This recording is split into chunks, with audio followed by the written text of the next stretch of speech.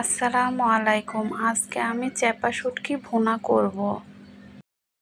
এখানে প্লেটের মধ্যে 100 গ্রামের মতো চ্যাপা শুটকি আমি ধুয়ে নিয়েছি। এখানে 7-8টা শুকনা মরিচ নিয়েছি আর 4-5টা রসুন কেটে বেছে ধুয়ে নিয়েছি। 4-5টা পেঁয়াজও কেটে বেছে ধুয়ে নিয়েছি। এগুলো সব কিছু এখন আমি ব্লেন্ড করে নেব। ব্লেন্ডার জারে সবগুলো উপকরণ দিয়ে সামান্য পরিমাণে একটু পানি দিয়ে আমি এগুলো ব্লেন্ড করে নেব। এই তো আমি ব্লেন্ড করে নিয়েছি। এখন একটি বাটিতে এগুলো ঢেলে নেব। এখন কড়াইতে পরিমাণ মতো তেল ঢেলে দেব। তেলটা একটু বেশি পরিমাণে দিব। এখন 3টি পেঁয়াজ কুচি দিয়ে নেড়েচেড়ে লাল করে ভেজে নেব।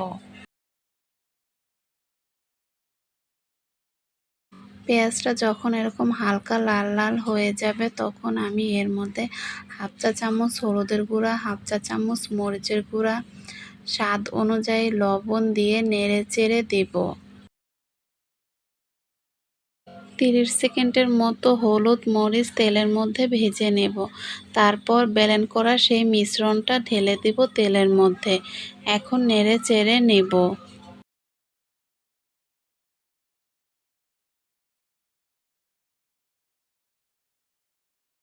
এখন তেলের সাথে নেড়ে চেড়ে মিশ্রণটা মিশিয়ে নেব।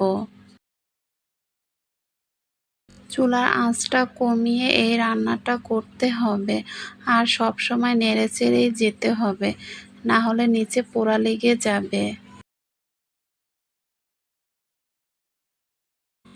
এই চ্যাপা ভুনাটা যত ভাজা ভাজা করা হবে খেতে ততই মজা হবে। এই তো আস্তে আস্তে ভাজা ভাজা করে নিচ্ছি।